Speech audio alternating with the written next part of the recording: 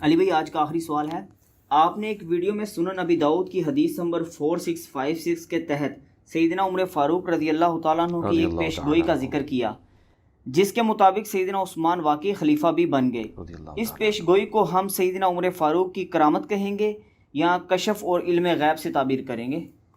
دیکھیں، اس ٹاپک کے اوپر میں نے جستہ مختلف مقامات پہ گفتگو کی ہے۔ جب بھی میں نے یہ حدیث بیان کی ہے سنن ابی داؤد کی 4656، تو اس کے ساتھ بھی میں نے تشریح میں یہ بتائی تھی کہ یہ علم الغیب، یہ کشف والا معاملہ نہیں ہے۔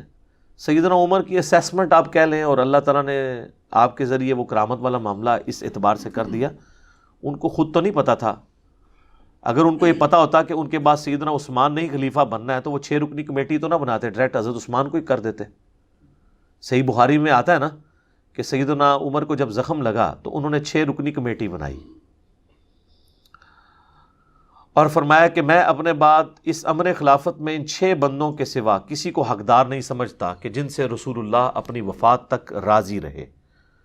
پھر انہوں نے کہا علی، عثمان، طلحہ، زبیر، عبد الرحمن بن عوف، سعد ابن ابی وقاص، اور حضرت سعید ابن زید بھی تھے ان کے بہنوئی، ان کا نام نہیں لیا کیونکہ وہ رشتہ دار تھے، عشرہ مبشرہ میں وہ بھی تھے۔ ابو عبیدہ ابن جرح کا نام اس لیے نہیں لیا کہ وہ فوت ہو چکے تھے اس وقت تک۔ یہ 6 بندے ہی زندہ تھے، سیدنا علی، عثمان، طلحہ، زبیر، عبد الرحمن بن عوف اور سعد ابن ابی وقاص۔ اور مسلم میں تو بڑے سخت الفاظ ہیں کہ جن کو دیکھو کہ ان کی مخالفت پہ کھڑا ہوا ہے تو سمجھ لینا یہ اسلام کے دشمن اور کافر ہیں، جن کو میں نے اسلام کی خاطر اپنے ہاتھوں سے مارا تھا۔ تو کمیٹی بنانے کا مقصد یہی تھا، ورنہ وہ ڈائریکٹ حضرت عثمان کو اگر نامزد کرنا چاہتے تو وہ خود بھی کر سکتے تھے۔ تو یہ جو ابو داؤد کی حدیث ہے نا 4656، اس میں الفاظ یہ ہیں کہ سیدنا عمر نے ایک کوئی کرسچن پادری تھا، اس کی طرف پیغام بھیجا اور اس کو بلوایا اپنے دور خلافت میں اپنے پاس، اور کہا کہ بتا تیری کتابوں میں میرے بارے میں کیا پیش گوئی لکھی ہوئی ہے، پروفیسی کیا موجود ہے؟ وہ تو قرآن میں موجود ہے۔ سورہ الفتح کی آخری آیت محمد رسول اللہ والذین معہ اشداء علی الکفار رحماء بینہم، تو اس میں آگے چل کے آتا ہے کہ ان کی یہ صفات، نبی علیہ السلام کی اصحاب کی یہ صفات تورات اور انجیل میں موجود ہے۔ تو حضور علیہ السلام کے ساتھیوں کی تعریف ان کتابوں میں بھی موجود تھی جو پرانی الہامی کتابیں تھیں۔ تو وہ پادری کہنے لگا کہ آپ کے بارے میں لکھا ہے کہ آپ قرن ہیں۔ تو انہوں نے کہا کیا مطلب قرن کا؟ تو وہ کہنے لگا کہ ایک مضبوط آہنی دیوار ہیں آپ، اور یہ بات بالکل ٹھیک ہے۔ بخاری مسلم میں حدیث ہے میری امت اور فتنوں کے درمیان دروازہ عمر ہے، جب اسے توڑ دیا جائے گا تو میری امت پہ فتنے شروع ہو جائیں گے۔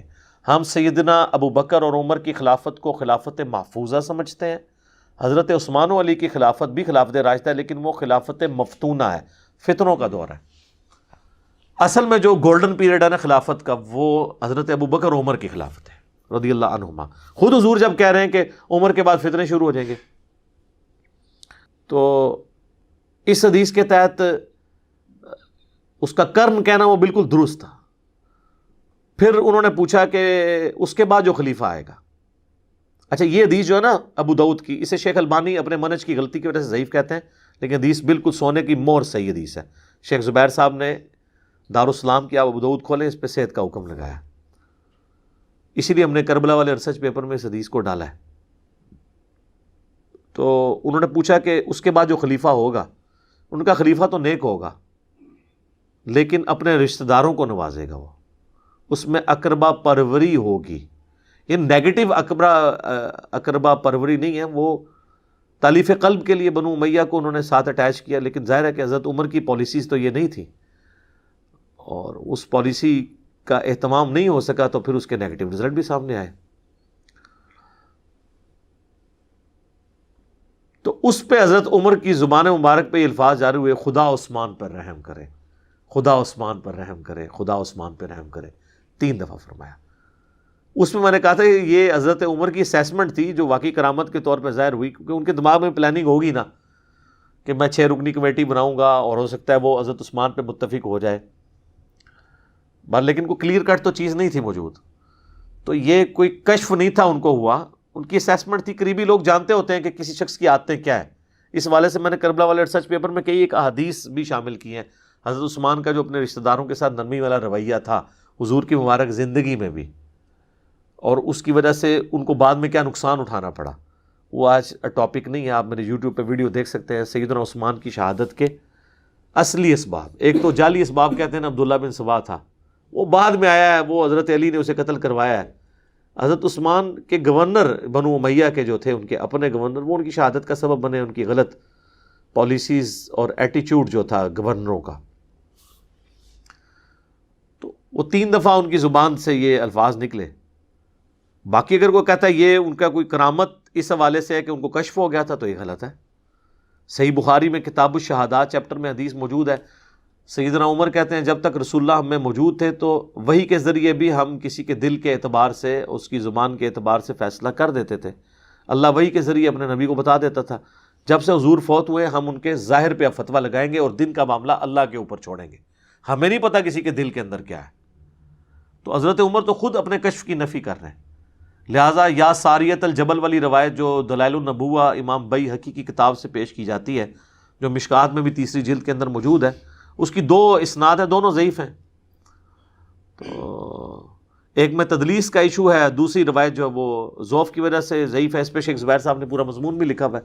دونوں روایتیں جو ہے نا وہ ضعیف ہیں. تو وہ یا ساریت الجبل والی بھی روایت کوئی ثابت نہیں ہے. تو بخاری میں جب آ گیا کہ انہوں نے کہا کہ ہمیں تو نہیں پتا، ہم تو اللہ کے سپرد کرتے ہیں دلوں کا معاملہ، ہم تو ظاہر پہ بات کرتے ہیں. یہاں پہ بھی ان کی اسیسمنٹ تھی.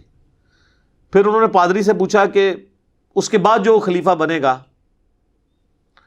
تو اس نے کہا کہ وہ تو لوہے میں لپٹا ہوا شخص ہوگا. تو حضرت عمر کو غصہ آیا. انہوں نے کہا بدبودار کیا کہہ رہا ہے تو، لوہے میں لپٹا ہوا. تو کہنے لگا کہ وہ خلیفہ تو بڑا نیک ہوگا، لیکن اس کی زندگی پوری جنگوں میں گزرے گی، کیونکہ تلوار نیام سے باہر آ چکی ہوگی. وہ تو خود نیک ہوگا، کوشش کرے گا اس سسٹم کو بچانے کی، لیکن معاملات ہینڈل نہیں ہوں گے، خون بہنا نہیں رکے. لوہے میں لپٹا ہوا یعنی وہ اس کو خلافت سنبھالتے ہی زیرہ پہننی پڑ جائے گی. تو پھر مولا علی کو جنگ جمل صفین نہروان لڑنی پڑی ہے نا. اب دیکھیں نا، تو وہ تو پہلے ہی پریڈکشن موجود تھی کہ ان پہ یہ مشکل وقت آنا ہے. تو اس حدیث کے تحت بعض لوگوں نے کہا کہ حضرت عمر کو کوئی شاید کو کشف ہو گیا تھا. کشف نہیں ہوا تھا، بلکہ ان کی ایک اسیسمنٹ تھی کہ حضرت عثمان میں یہ کوالٹیز پائی جاتی ہیں، خدا عثمان پہ رحم کرے کہ وہ ایسا یعنی معاملہ ان سے نہ ہو. باقی یہ کہ وہ جو معاملات ہوئے اس کی وجہ سے پھر میں سمجھتا ہوں کہ سیدنا عثمان کی شہادت ان کی غلطیوں کا کفارہ بن گئی. اس حوالے سے آج کی ڈیٹ میں ہم انہیں کوئی متون نہیں کر سکتے.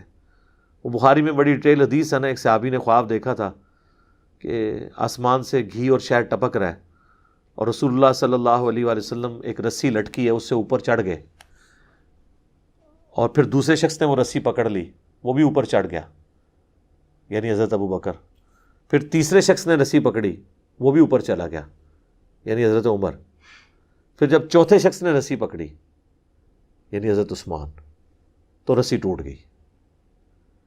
پھر حدیث میں الفاظ ہیں اس رسی کو اس کے لیے جوڑ دیا گیا، تو وہ بھی اوپر چڑھ گیا. تو یہ تکلیفوں والا تو معاملہ تھا نا. بخاری مسلم میں حدیث ہے، نبی علیہ السلام ایک باغ میں ایک کنویں کی منڈیر پہ بیٹھے ہوئے تھے، تو باغ کے دروازے پہ دستک ہوئی. وہ باغ آپ کا نہیں تھا، کسی صحابی کا تھا. آپ نے فرمایا جو کوئی بھی ہے نا اس کو جنت کی بشارت دے دو.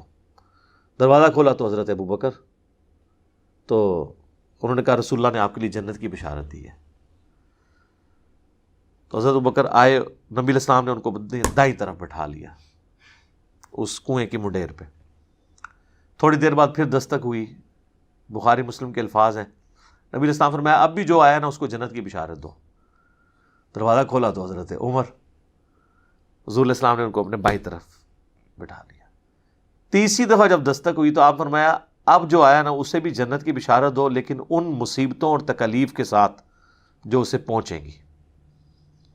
دروازہ کھولا تو حضرت عثمان تھے. یعنی حضور کو یہ بتایا گیا تھا کہ ان کے ان کے آخری وقت میں ان کو ان آزمائشوں سے گزرنا پڑے گا۔ تو اس صحابی نے حضرت عثمان کو کہا کہ میں آپ کے لیے جنت کی بشارت ہے، لیکن حضور نے کہا ان تکلیفوں کے ساتھ جن سے آپ کو گزرنا پڑے گا، ان فتنوں اور آزمائشوں کے ساتھ۔ تو ان کا میں اللہ کی پناہ میں آتا ہوں ان آزمائشوں کے اگینسٹ۔ تو آزمائش تو ٹال نہیں سکتے جو اللہ نے مقدر کی ہے۔ تو وہ راوی کہتے ہیں کہ دائیں بائیں تو جگہ ختم ہو چکی، تو حضور کے سامنے حضرت عثمان آ کے بیٹھ گئے۔ تو راوی حدیث کہتے ہیں میں نے اس کی تعبیر یہ کی ہے کہ ابو بکر اور عمر حضور کے ساتھ دفن ہوئے ہیں، اور حضرت عثمان کی قبر جو ہے نا حضور کے قبر اطہر کے بالکل سامنے ہے، بقیع غرقد میں۔ ایگزیکٹلی آپ حضرت عثمان کی قبر پہ کھڑے ہونا، بالکل ناک کی سیدھ میں، روضہ شریف کی سیدھ میں ہے، وہ گنبد خضرا کے نیچے قبر مبارک ہے نا، ایگزیکٹلی وہاں پہ موجود ہے۔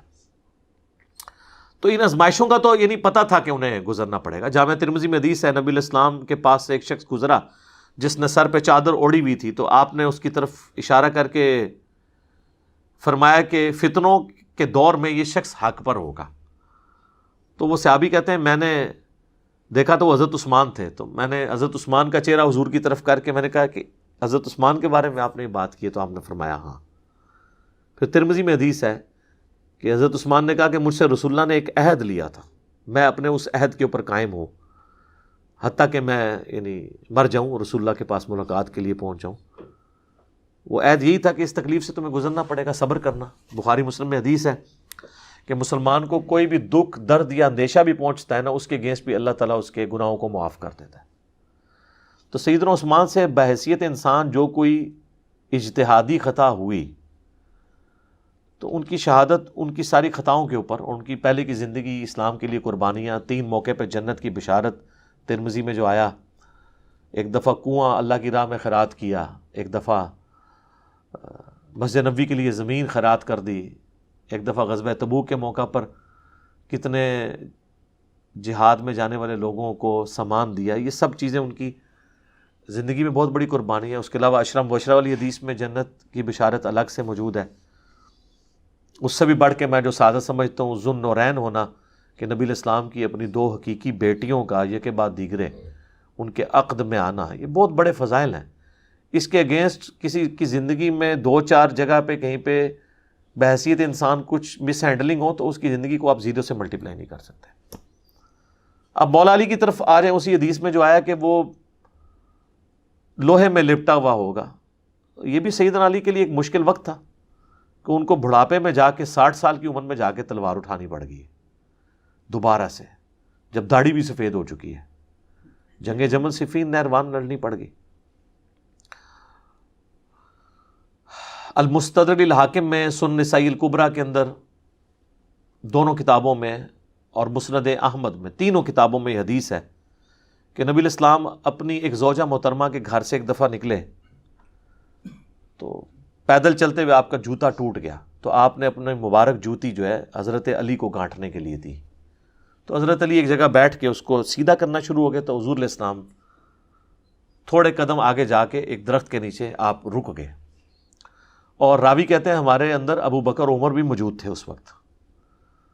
تو نبی علیہ السلام نے ہم سے فرمایا کہ دیکھو اللہ تعالیٰ نے مجھے قرآن کے ساتھ مبعوث کیا، اس قرآن کی تنزیل کی خاطر ایز اے لاسٹ ریزارٹ مجھے اپنے قبیلے کے لوگوں قریش کے ساتھ جنگیں کرنی پڑی۔ بدر و احد کس کے ساتھ کی ہے؟ خندق قریش مکہ کے ساتھ۔ یعنی کبھی حضور کی خواہش تو نہیں تھی کہ اپنے رشتہ داروں پہ تلوار اٹھاتے، لیکن قرآن کی خاطر۔ پھر آپ نے فرمایا تم میں ایک ایسا شخص بھی ہے جسے قرآن کی تفسیر اور تعبیر کی خاطر مسلمانوں کے خلاف تلوار اٹھانا پڑے گی۔ اب یہ بڑی عجیب بات ہے کہ مسلمانوں کے خلاف تلوار۔ صحابہ کہتے ہیں ہم بڑے شوق سے متوجہ ہوئے کہ وہ شخص کون ہوگا جو حضور کا کام کرے گا حضور علیہ السلام کے بعد۔ تو سیدنا ابوبکر نے کہا انا یا رسول اللہ، کیا وہ خوش نصیب میں ہوں؟ آپ فرمایا نہیں۔ حضرت عمر نے کہا میں ہوں؟ فرمایا نہیں، بلکہ وہ شخص ہے جو میری جوتیاں گانٹ رہا ہے۔ تو صحابہ کہتے ہیں ہم فوراً سیدنا علی کے پاس پہنچے ان کو بشارت دینے کے لیے کہ آپ کے لیے اتنی بڑی بشارت ہے کہ آن دا بہاف آف پروفٹ، جس طرح رسول اللہ نے کافروں کے خلاف تلوار اٹھائی تھی قرآن کی تنزیل کے لیے، آپ مسلمانوں کے خلاف تلوار اٹھائیں گے قرآن کی تعبیر اور تفسیر کے لیے۔ جو سورۃ الحجرات میں آیا کہ اگر مومنوں کا کوئی گروہ باغی ہو جائے اس کے خلاف قتال کرو یہاں تک کہ وہ واپس آ جائے. اس کی تفسیر آپ نے بننا ہے. تو سیدنا علی مسکرا پڑے. انہوں نے اس طریقے سے رسپانس کیا کہ صحابہ کہتے ہیں ہم سمجھ گئے کہ حضرت علی کو یہ بات پتہ ہے کہ انہوں نے یہ کام کرنا ہے, حضور نے ان کو یہ بشارت دی ہوئی ہے. تو اس کے تحت حضرت علی ہی کے دور میں جنگ جمل صفین نہروان ہونی تھی, اور چوتھا خلیفہ حضرت علی نے ہی بننا تھا. پہلے دوسرے اور تیسرے خلیفے کے موقع پر تو یہ جنگیں آئی بھی نہیں ہے نا. جس وقت ڈیوٹی تھی وہ اسی وقت انہوں نے پوری کرنی تھی نا. تو وہ پھر ڈیوٹی انہوں نے اپنی پوری کی ہے. اللہ تعالیٰ نے جو نبی الاسلام نے ان کے ذمہ کام لگایا تھا وہ کیا پورا.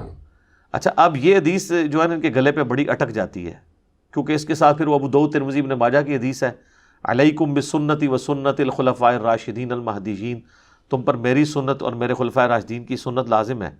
اس کے تحت تو یہ حضرت ابو بکر کے خلاف کھڑے ہونے والے بھی باغی, حضرت عمر کا دور تو مسلمانوں میں کوئی ان کے خلاف کھڑا نہیں ہوا.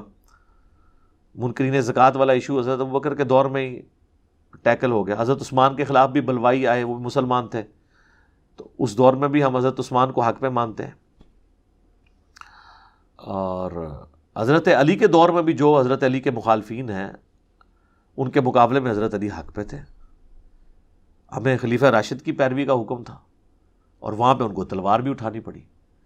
اچھا, اب جب یہ حدیث آتی ہے نا کہ نبی علیہ السلام نے فرمایا کہ تمہیں قرآن منوانے کے لیے مسلمانوں کے خلاف تلوار اٹھانی پڑے گی, تو یہ حدیث ان کے لیے بڑی مشکل ہو جاتی ہے. یہ آپ کو پتہ ہے اس حدیث کی تفسیر میں کہتے ہیں یہ اصل میں اس سے مراد جنگ جمل اور صفین نہیں ہے, وہ کہتے ہیں اس سے مراد جنگ نہروان ہے. تو اس کا مطلب ہے خوارج مسلمان ہوئے نا, پھر منوا لے نا دونوں, مسلمانوں کے خلاف تلوار اٹھانی پڑی. حالانکہ حقیقت یہ ہے کہ فئۃ الباغیہ یہ تینوں گروہ ہیں, کیونکہ صحیح بخاری میں 2812 نمبر حدیث ہے 2812 کہ عمار کو ایک باغی جماعت قتل کرے گی. فئۃ الباغیہ, عمار ان کو اللہ اور جنت کی طرف بلائے گا اور وہ جماعت اس کو دوزخ کی طرف بلا رہی ہوگی. یہ راوی کے الفاظ نہیں ہیں سر, یہ رسول اللہ کا فرمان ہے صلی اللہ علیہ وآلہ وسلم. ٹھیک ہے جی. تو فئۃ الباغیہ تو جنگ صفین والوں کو کہا گیا, جنگ جمل والے تو ہے ہی تھے, انہوں نے تو خیر توبہ بھی کر لی. سیدہ عائشہ بھی بعد میں شرمندہ ہوئی, سیدنا طلحہ زبیر نے تو جنگ بھی چھوڑ دی. الگ سے میری اس کے اوپر ویڈیوز ریکارڈڈ ہیں. جنگ جمل صفین اور نہروان آپ لکھیں تو میری ویڈیوز کھل جائیں گی. میرا ریسرچ پیپر بھی کربلا والا پڑھ لیں. آج میرا ٹاپک نہیں ہے, میں اس کو اسی پہ کنکلوڈ کرتا ہوں اور اسی حدیث کی طرف واپس آتا ہوں. 4656 سیدنا عثمان کے بارے میں.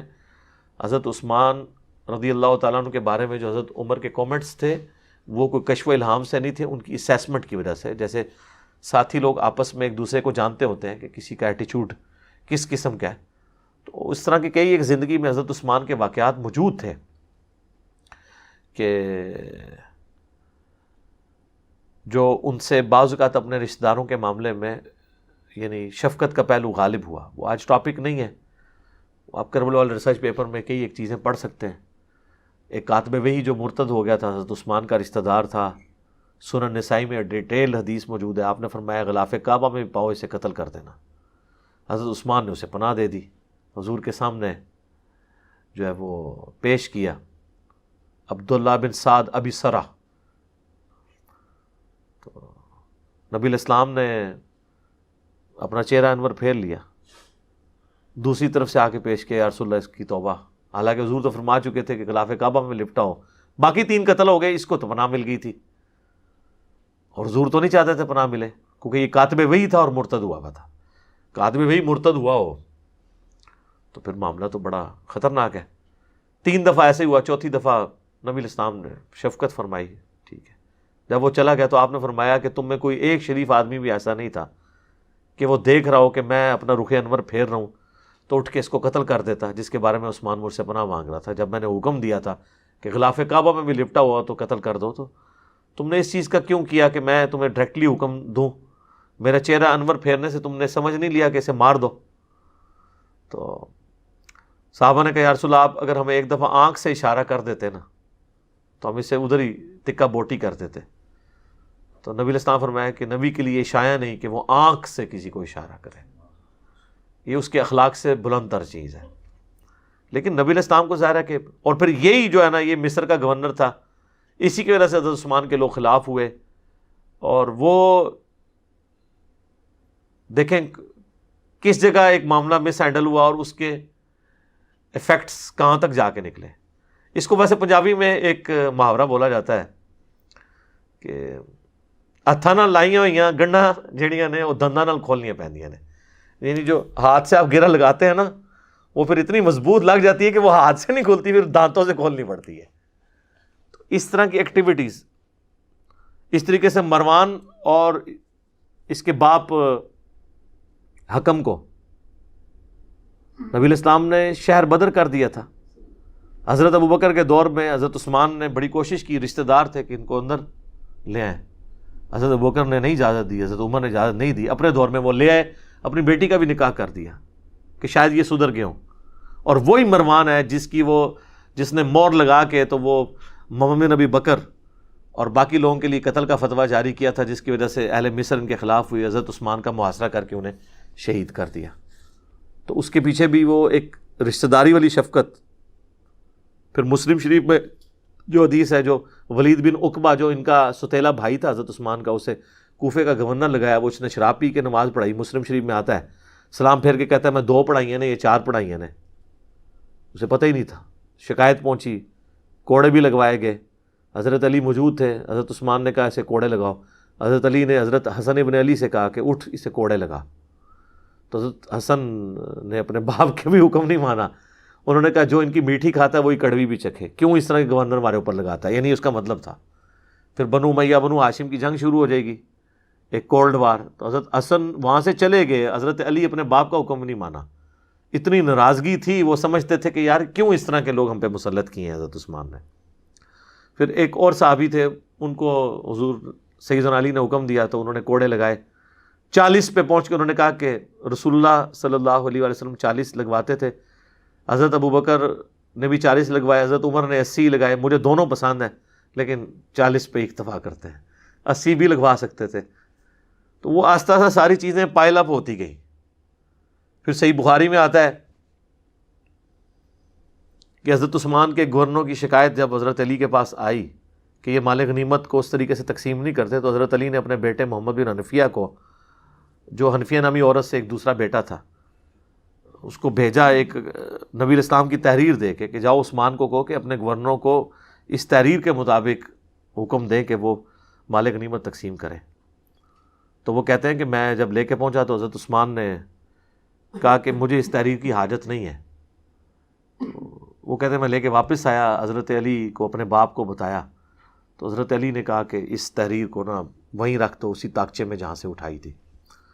اس پہ محمد بن حنفیہ کہتے ہیں اگر میرے باپ نے عثمان کے خلاف کبھی کھڑا ہونا ہوتا تو یہ موقع تھا جب رسول اللہ کی تحریر انہوں نے واپس کر دی. تو حضرت علی نے اس وقت بھی ٹالریٹ کیا. اس کی تعبیر بعض سنیوں نے کیا کہ وہ انہوں نے کہا کہ میرے پاس فوٹو کاپی رکھی ہوئی ہے. فوٹو کاپی نہیں تھی جناب.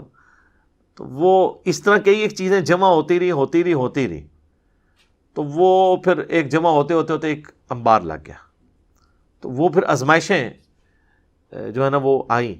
ایک تلخ حقیقت ہے اس بارے میں, یعنی مولانا مودودی رحمہ اللہ تعالیٰ نے خلافت الملوکیت میں قلم اٹھایا ہے, اس کے اوپر بڑا جذباتی کومنٹس کیے ڈاکٹر اسرار صاحب رحمہ اللہ تعالیٰ نے. تو جذباتیت کو سائڈ پہ رکھ کے علمی بات کریں کہ یہ جو کچھ حقائق ہیں یہ تاریخ کی کتابوں میں نہیں ہے, حدیث کی کتابوں میں, جو میں نے کربلا والے ریسرچ پیپر میں بھی 5B میں آپ جا کے ahlsunnatpak.com سے ڈاؤن لوڈ کریں. ہماری اکیڈمی میں صبح 9 سے 5 بجے تک کال کریں, فری آپ کے گھر آ جائے گا. صرف TCS کے 300 آپ کو خرچہ ڈاک کا دینا پڑے گا. 032159000162 ہمارے اکیڈمی کا نمبر ہے. نماز کے اوقات میں بند رہتا ہے, صبح 9 سے شام 5 بجے تک آپ رابطہ کریں. تو یہ 12 کا پیکج, 3 اذکار کارڈ اور 9 ریسرچ پیپرز انکلوڈنگ یہ کربلا والا ریسرچ پیپر 200 احادیث والا, آپ کو یہ انشاءاللہ مفت ڈاک میں آ جائے گا. اردو میں اگر پڑھنا ہے, اگر آپ نے عربی میں, ہندی میں, انگلش میں پڑھنا ہے تو ویب سائٹ پہ اس کا PDF رکھا ہے, وہ آپ ڈاؤن لوڈ کریں. اردو والا بھی رکھا ہوا ہے, ڈاک میں ہم صرف اردو والا بھیجتے ہیں. ایک بات میں اس میں ایڈ کر دوں حضرت عثمان کے قاتلین کے حوالے سے, کہ یہ جو مشہور کیا گیا نا وہ کو منافقین تھے. منافقین نہیں تھے, وہ مسلمان ہی تھے. صحیح بخاری میں 695 نمبر حدیث ہے کہ جب باغیوں نے مسجد نبوی پہ قبضہ کیا تو حضرت عثمان کو لوگوں نے آ کے شکایت کی کہ مسجد پہ فتنے کے امام کا قبضہ ہے، ہمیں نماز پڑھاتا ہے، ہمارے امام تو آپ ہیں، ہمیں خطرہ ہے کہ ہم گناہ میں مبتلا نہ ہو جائیں۔ تو حضرت عثمان نے کہا کہ نماز ہی مسلمانوں میں ایک نیکی کا کام ہے، نیکی کے کاموں میں ان کا ساتھ دو اور برائی میں ان سے الگ رہو۔ تو حضرت عثمان منافقین کے پیچھے کس طرح نماز پڑھنے کا کہہ سکتے تھے؟ منافق کا تو مطلب کافر ہوتا ہے۔ تو بلوائی جو تھے وہ مسلمان ہی تھے، ان میں کئی اصحاب بدر بھی تھے، اصحاب شجرہ میں سے بھی کچھ لوگ تھے۔ تو البتہ ہم ان کے سٹانس کو غلط سمجھتے ہیں، جس طرح ہم حضرت طلحہ اور زبیر کے سٹانس کو غلط سمجھتے ہیں، حضرت معاویہ کے سٹانس کو حضرت علی کے خلاف غلط سمجھتے ہیں، اگرچہ یہ بھی صحابہ ہے، اس طرح ان صحابہ کے حضرت عثمان کے خلاف ایکٹیویٹی کو غلط سمجھتے ہیں۔ اختلاف رائے جو تھا وہ درست تھا، لیکن ایکٹیویٹی پرفارم جو کی وہ غلط کی ہے۔ تو یہ میں نے اس لیے کلیئر کرنا ضروری سمجھا۔ لوگ کہتے ہیں وہ جی مسند احمد میں ایک حدیث ہے کہ نبی علیہ السلام نے فرمایا کہ منافقین کوشش کریں گے تم سے وہ قمیض اتروانے کی۔ وہ منافقین وہ اصطلاحاً منافقین نہیں ہیں، وہ لغت کے معنوں میں آپ کہہ سکتے ہیں۔ اصطلاح والی منافقین تو اگر حضرت عثمان کو حضور نے کہا کہ منافقین تم سے اتروائیں گے تو آپ نے منافقین کے پیچھے نماز کی اجازت دینی تھی۔ وہ تو اسی طریقے سے جیسے بخاری مسلم میں حدیث ہے کہ منافق کی 4 نشانیاں ہیں، بات کرے گا تو جھوٹ بولے گا، اور اسی طریقے سے اگر کہیں پر جھگڑا ہو جائے گا تو وہ گالی گلوچ پہ اتر آئے گا، وعدہ خلافی کرے گا۔ تو یہ تو ہمارے کئی کلموں کو مسلمانوں میں موجود ہیں، منافقوں والی صفت تو ہے نا، لیکن یہ اعتقادی منافق تو نہیں، عملاً منافق ہے نا، عقیدے میں تو مسلمان ہے۔ اس طریقے سے وہ بلوائی بھی مسلمان تھے۔ تو یہ میں نے کلیئر کرنا اس حوالے سے ضروری سمجھا۔ اس پہ امام بخاری نے باب باندھا ہے کہ باغی اور بدتی کے پیچھے نماز کا حکم کیا پڑھ سکتے ہیں۔ اللہ تعالیٰ سے دعا ہے جو حق بات میں نے کہی اللہ تعالیٰ ہمارے دلوں میں راسخ فرمائے۔ اگر جذبات میں میرے منہ سے کوئی غلط بات نکل گئی تو اللہ تعالیٰ ہمارے دلوں ہی سے محو کر دے، ہمیں معاف بھی فرما دے، ہمیں کتاب و سنت کی تعلیمات پر عمل کر کے دوسرے بھائیوں تک پہنچانے کی توفیق عطا فرمائے۔ سبحانک اللہم و بحمدک، اشہد ان لا الہ الا انت، استغفرک و اتوب الیک، وما علینا الا البلاغ المبین۔ جزاکم اللہ خیرا۔